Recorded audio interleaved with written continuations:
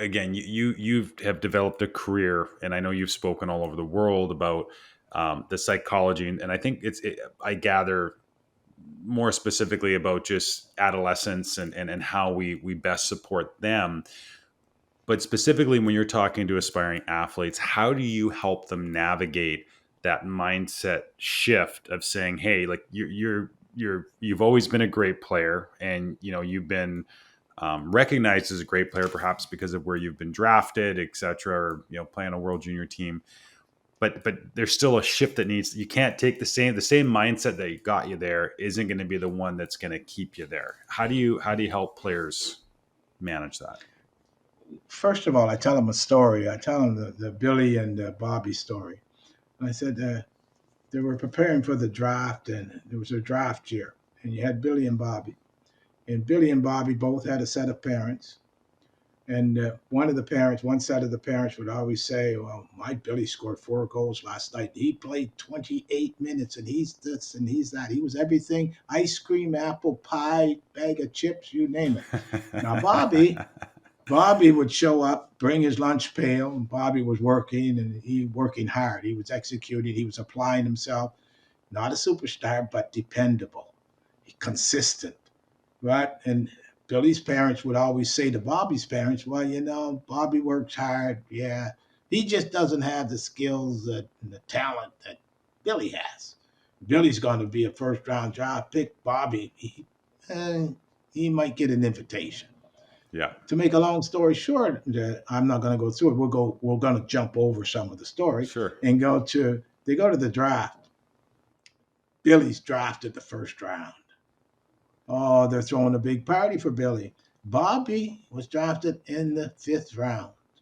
So they said, "Well, Bobby, it's okay. You got drafted, but we're having a big party." They invite the families all, and they're already talking about how Billy's going to be a star in the show and this and that. Yeah. The following year, training camp, they have rookie camp. Billy was sent back to junior. He was sent back to junior. Bobby, they said, "Well, you're coming back. You're staying." They kept him. Bobby was kept. So Billy's parents were all upset. "Well, how come Bobby? He was just this and that." But Billy was a star. But so they couldn't understand. They thought there was some kind of privilege or, oh, Yeah. he must know somebody. And he didn't know anybody. So finally, what happened, Bobby played the whole year. Billy never really had made a career out of it. And what had happened was one day that Billy's parents met with Bobby's parents and they're talking. And Billy's father said, "Gee, I don't know," to Bobby's dad. He said, "I don't understand it." He said, was nowhere close to Billy when it came to playing talent and that. And Bobby's father said, "You're right. Billy had all the talent in the world." But he said, "You know what Bobby had? Bobby understood. He understood he was able to fulfill roles. Yeah. He understood the importance of execution, preparation." And he said, "Yeah, he wasn't scoring a lot of goals there, but he said he just scored 28 this year in the show." And Yeah. he said, "Your Billy, he's not playing." No. And he said, simply because also when Billy was going out on Friday night, Bobby was in the garage shooting pucks, or he was making me pass him pucks, or we were doing different exercises. He made sacrifices. So that was the difference, the sacrifice factor and the understanding of the game of what to do and being able to fulfill roles. Because there's only so, I can use Atlanta as an example. We've had the draft picks that would come in, and I knew they weren't going to make it, or it would be very short, a lot of them. And I knew why. It was simply because they weren't prepared to play at that level. And some of it wasn't their fault. Some of it was faults of us as coaches. Maybe we gave them a little bit too much freedom. I'll give you an example. Uh, I had mentioned to one Jeff Toms. I'll name him. Jeff Toms was a big, tall winger. He ended up playing in Washington, New York, he played a while in the show. Yeah. He came in as a winger. And I turned to him. I said, no, he's a centerman. So I made a centerman, and I explained to him. And I said, the only way you're going to get there is you'll get there better as a centerman, and that's where you should be because you're you see the ice. You're big. You've got a good shot, but I said you have awareness too. I also mentioned to him. I said, you know, sometimes players when they come in because he had asked me about the difference of being able to play there, and I'll tell you where I'm going with it. Is that they noticed that when they were playing junior, some players on other teams or not his team would be receiving a lot of minutes. And he said, I said players should be put in different positions. For example, if you're the go to guy on your Yeah. team, the best player, then at times I would walk in or I would expect a coach to come in and say, tonight you're going to play a period, you're going to the fourth line, you're a checker. And the player would say, well, why? And I said, because you have to learn that. You need to know that because when you go to the show, you're not going to take you think you're going to take a Panarin or a superstar's job on the top six? Yeah. You better be good. So I said, after that, go back to playing. Or the next, during the game, I might say, well, hey, you know what? You're going to kill penalties tonight, but you're going to kill it the right way. Just I put them in positions to learn because that's what's going to happen when they get to the show. And a lot of the players, they get to the show and they think that they're going to do what they were doing in junior. And those are the ones that aren't successful. That's why the player that had less talent sometimes, but had more adjustment and maybe more willingness to fulfill a role is more successful because they also experienced it. They know what it's like to have to grind it out. They know what it's like to be known as a role player or a checker, to be a shutdown guy that occasionally can chip in with some goals. They know that they're not going to probably make that first line, but they're satisfied with being at best at what they're doing according to the role they're given, and they may hang around for 12 years in the NHL. Well, I'll tell you what. Sorry. It was Billy and Bobby. Yeah. I have a sense that this soundbite is going to get shared by a lot of coaches with a lot of players coming out of this conversation. Um, John, I heard it was just good timing. Kevin Weeks, some clips that he was on a podcast, and he was talking about as a young player, what he experienced with racism and the challenges that came with that, and I sense too just the challenge of being the only person of color in a locker room and not having somebody else that could relate to having to go through that. When you went to Atlanta, the fact that you started your coaching career takes you to Atlanta and Macon, like you're in the South, like how big of an adjustment was that? Not only being a person of color in the sport, but being a person who is in a leadership position in sport. And I'd be curious too. I mean, our game's becoming more diverse. It's just anything that you learned through that experience that perhaps could be paid forward to other young people that are, going through similar experiences. Well, first of all, I've always said it. I'm black by nature, coach by choice. Yeah, Uh, love it. and people will say it differently, but I've been saying it that way for 50 years or more. And player or what player by choice, whatever. Uh, I've never really had the thought process of knowing comfortability at a young age. I was brought up in an all white community. I had relatives that lived outside the community and that, but my everyday, experiences were within the white community. So for me, I was used to uh, having to function in a certain way, be myself, uh, but uh, knowing I knew the groundwork because there was a certain groundwork, and I knew there'd be good people, there'd be bad people. So, and I knew there'd be people that would be open to me and people that would be closed to me. So that's part of life. So there's nothing I could do about it. So I had that advantage where when I was coaching and being the only one, I was used to not having anyone to really, any peers of my own skin tone. I did have Jerry Rodriguez, in Maisonneuve for a short period of time. Uh, and when he was there, nobody touched me. He was a big man. He was tough. And I had more time and space than you can imagine. That went away when he left. But they traded him to Montreal North for Normand de Coteau, who ended up going to the Junior Canadians. They brought him up. But anyway, no, when you're, how would I say that, in a situation where you have to adjust Yeah. to being, uh, let's say, a loner in the room. You're really not a loner. There's always somebody in the dressing room, and I'm sure Kevin Weeks will attest to this. There's always some teammates in there that are closer to you and that are open to you more than others, that you have affinities with, that you get along with. My advice would be that today's game, where it's much more diverse, is it's okay to see skin color. There's nothing wrong with that. Somebody tells you they don't see black, hey, you don't believe that. Yeah.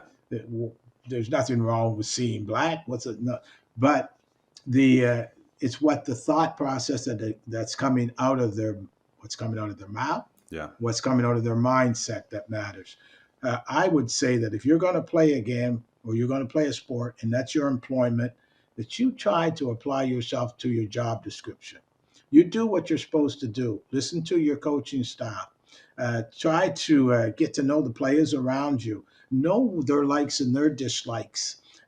Also, do not allow them to stereotype you, because the worst thing that a black athlete can do in a situation where he's a minority really there, if you let them do the stereotype, like certain, you'll always have one or two, maybe more, that'll try the the ridiculous jokes, off color jokes, and Yeah. racial jokes. If you tolerate that, you're setting yourself up for problems.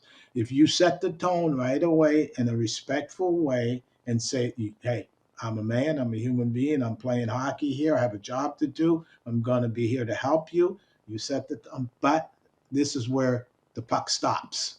Don't cross that line. And if they understand that as soon as that's said, because a lot of youth, they won't say it, and if they say it, then they've already been pre warned. The other thing that has to be understood, we see that a lot of young players are complaining about being called the N word on the ice Yeah. or being insulted.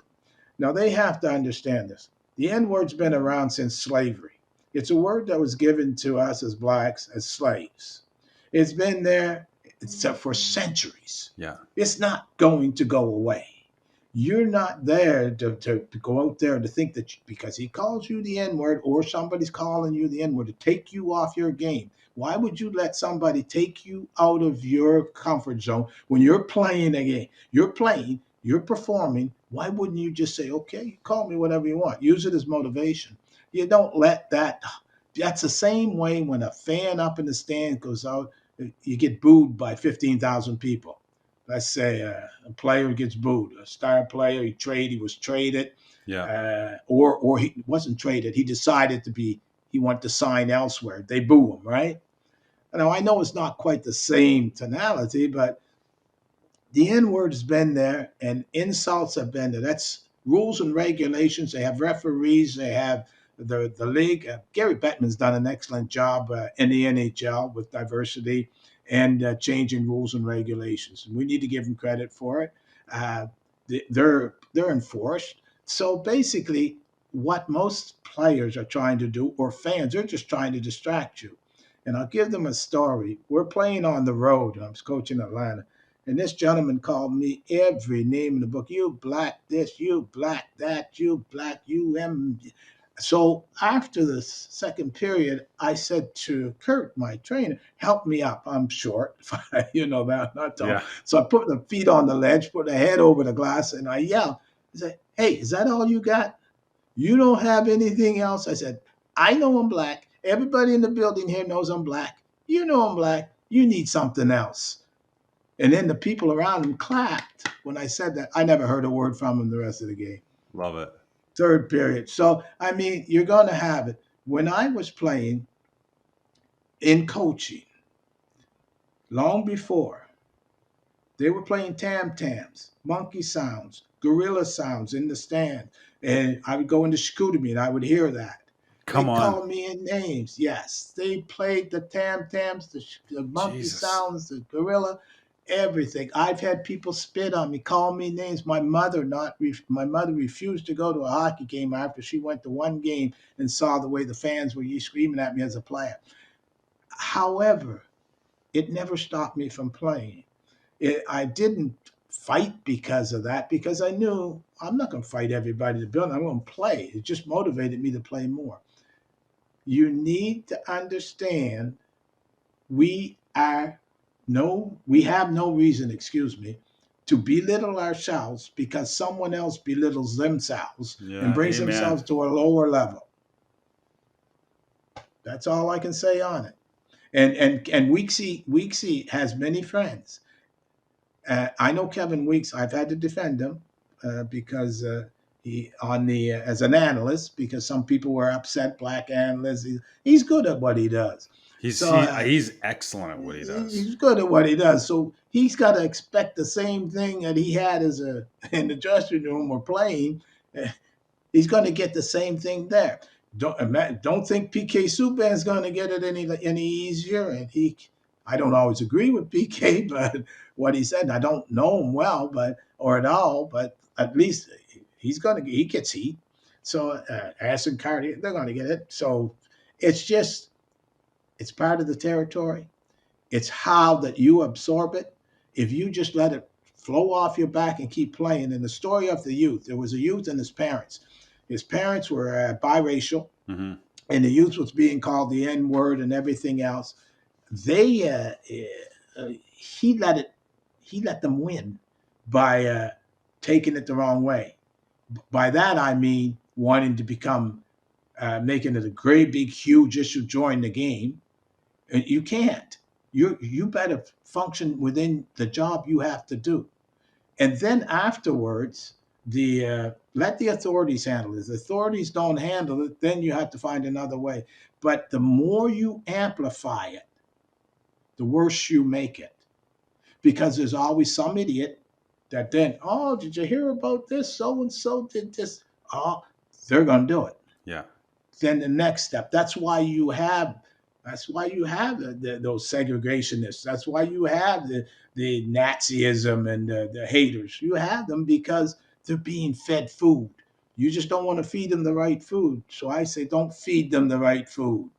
And the right food is not going out and retaliating right away because you're working. You're at work. You're playing Yeah. hockey or you're playing a game. Outside of that, if somebody aggresses you and touches you, then that's what my mother would always say. If you're in danger, you defend yourself. And the old expression, sticks and stones may break my bones, but words will never hurt me. Coaches ask me all the time how they can get more accomplished during their practice. My answer: huddle. Here's why. Because the more you can teach and educate off the ice, the more progress you can make on the ice. Huddle is the leading video and data solution for ice hockey in the world. Huddle delivers simple yet powerful video review tools with desktop and mobile apps, enabling entire teams to review, study, and share video anywhere and at any time. Plus, with Huddle Assist, you can quickly get access to a full suite of game stats along with your film breakdown, so you can analyze both your team's and individual player performance, ensuring you provide objective feedback. Right now, listeners of the Glassnote podcast can get a great discount on Huddle products. To learn more, check out huddle.com/the coaches site for details on this exclusive offer. That's HUDL.com/the coaches site.